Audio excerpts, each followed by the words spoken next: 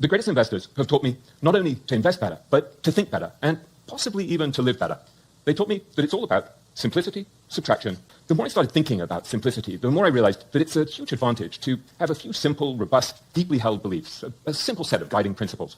돈의 공식이라는 책의 저자이기도 한 윌리엄 그린은 20년 이상 동안 세계 최고의 투자가 40인을 독점 인터뷰했던 미국의 최고 저널리스트 중 한 명인데요. 워렌 버핏, 찰리 먼거 등과 같은 세계 최고의 투자가들을 인터뷰하면서 그들에게 공통적으로 들을 수 있었던 것은 단순하게 생각하기 이것이었습니다. 그리고 그 단순함을 바탕으로 나만의 원칙을 세우고 그 원칙을 철저하게 따라야 한다고 했는데요. 저는 코인 시장에서도 이 원칙을 지킨다면 오랫동안 살아남으면서 수익을 차곡차곡 쌓을 수 있다고 생각합니다. 그래서 오늘 영상에서는 원칙을 세우기 어려우신 분들을 위해 원칙을 세우는 방법과 마지막에는 이 원칙으로 기준을 삼았을 때 옥석 가리기가 필요한 현재 코인 시장에서 유망한 코인이 어떤 것이 있는지 그 이유까지 알려드리도록 하겠습니다.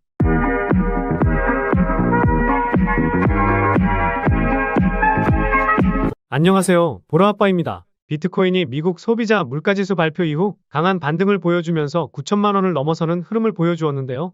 아무래도 지금까지 많은 투자자들이 CPI를 기다리고 있다 보니 이렇게 강한 흐름이 나왔다고 볼 수 있습니다. 제가 지난 4월 초부터 비트코인은 8,800만 원과 8천만 원까지 떨어질 수 있다고 말씀을 드렸던 만큼 우리 구독자분들께서는 리스크 관리 잘 하셨기를 바라겠고요.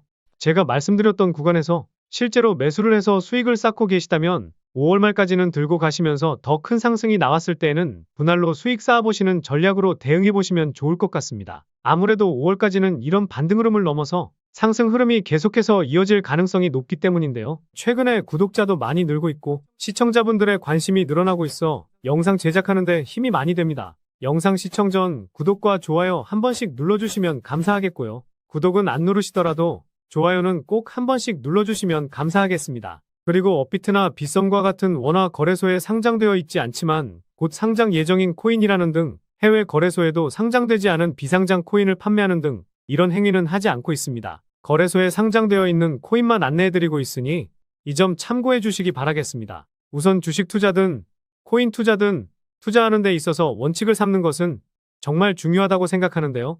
저도 많은 저서들을 읽어보았었지만 결국 중요한 것은 나만의 원칙을 세우는 겁니다.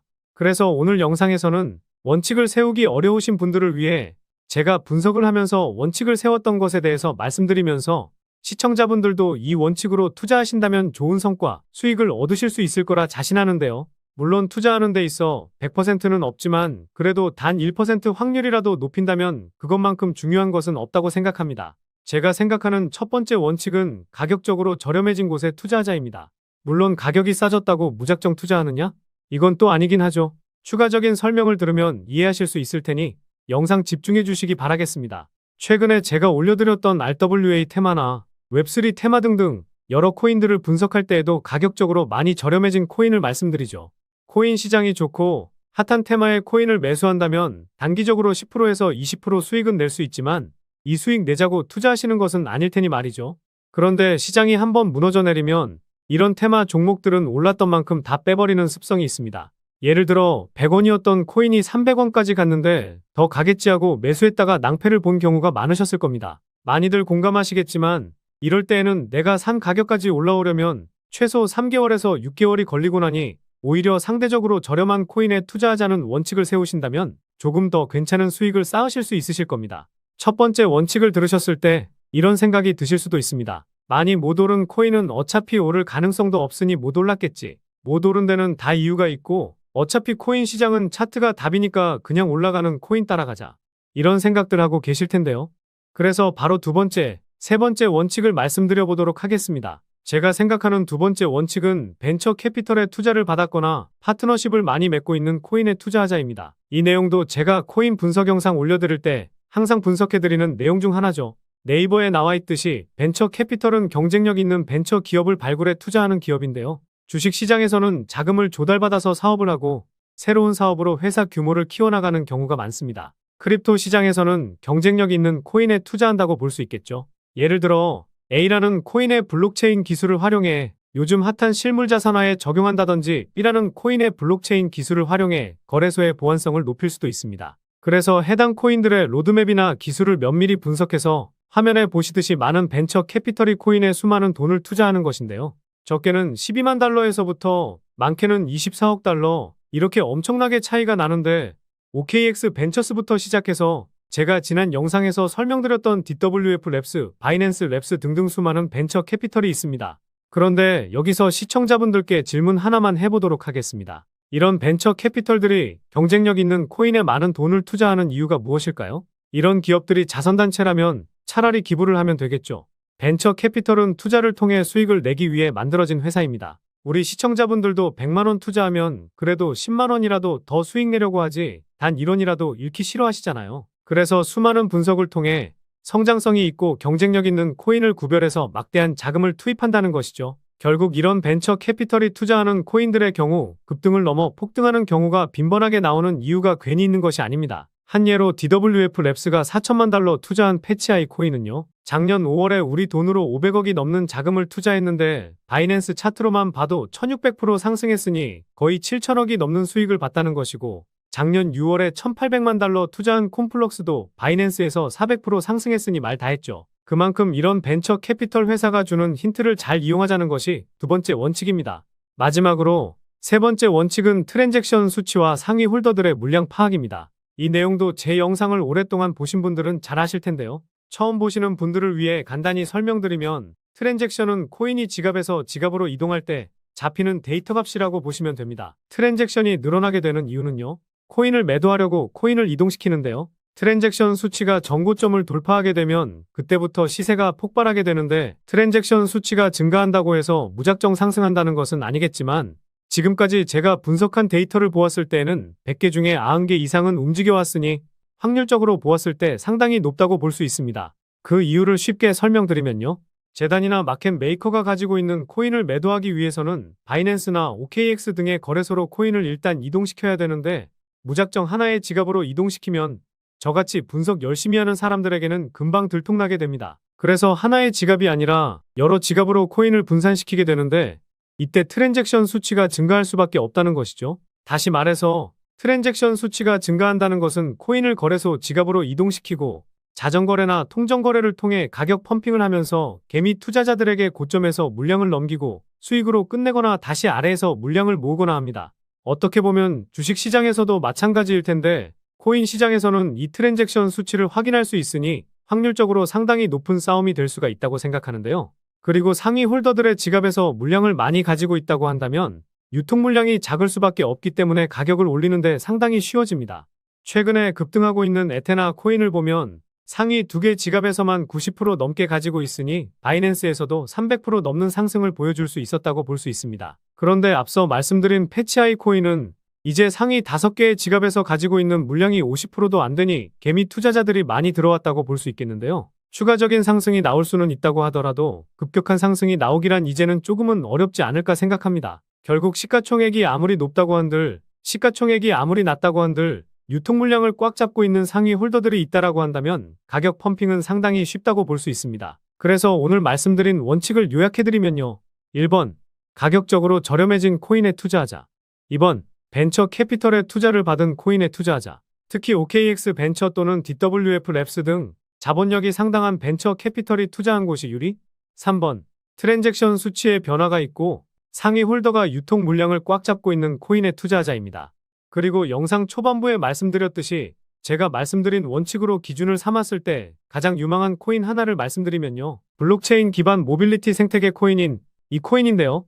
제가 이 코인을 가장 유망하게 생각하고 있는지 말씀드려 보도록 하겠습니다. 첫 번째 이유는 낮은 시가총액과 가격적인 메리트입니다. 최근 120% 상승을 보여주긴 했지만 아직도 최고점 대비해서 87% 빠져있는 상황이고, 이 코인은 시가총액이 2천억 미만입니다. 주식이든 코인 투자를 할 때에는 시가총액이 낮은 코인을 투자하는 투자자들이 정말 많습니다.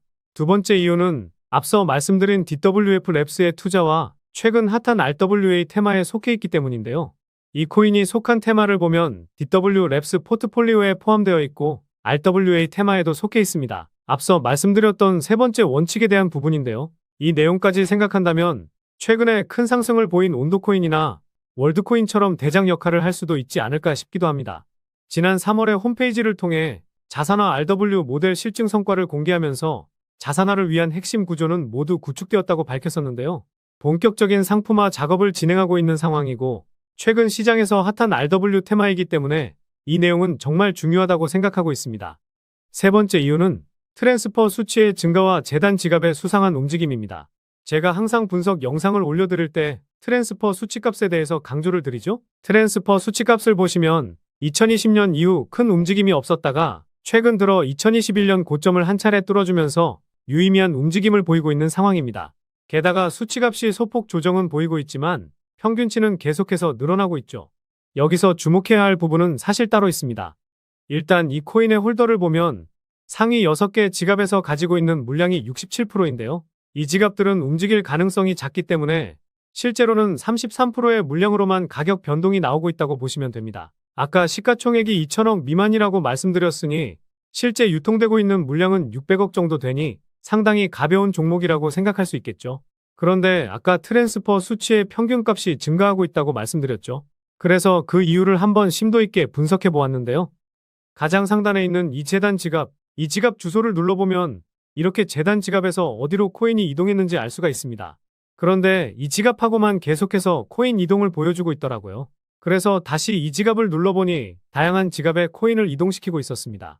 최근에 코인을 보낸 지갑을 보니 다시 바이비트 핫월렛으로 코인을 옮기고 있었다는 건데요. 핫월렛과 콜드월렛은 많이들 들어보시긴 하셨을 텐데 쉽게 말해 거래를 하기 위한 온라인 지갑이라고 생각하시면 편할 것 같습니다.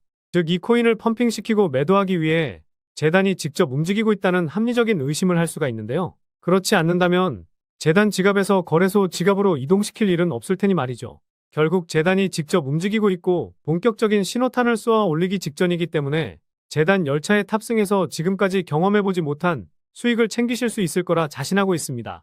그래서 오늘 말씀드린 이유를 요약해드리면요. 1번, 낮은 시가총액과 가격적인 메리트. 2번, DWF 랩스의 투자와 최근 핫한 RWA 테마에 속해 있다는 점.